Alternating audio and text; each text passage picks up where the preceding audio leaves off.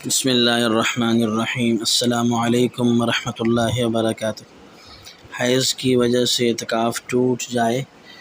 अगर दौरान एतकाफ़ औरत के अय्याम शुरू हो जाए तो एतकाफ़ टूट जाता है।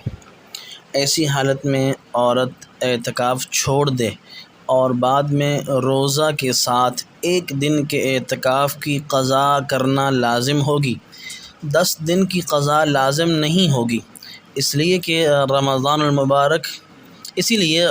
मुबारक ही में उसकी क़ज़ा करना मुमकिन हो तो कर ले, वरना रमज़ान के बाद भी साल के जिन दिनों में रोज़े रखना मना है, यानी ईदैन, अय्याम तशरीक़, इनके अलावा किसी दिन मग़रिब से दूसरे दिन ग़ुरूब आफ्ताब तक एक दिन रात रोज़े के साथ एतकाफ़ की क़ज़ा कर ली जाए।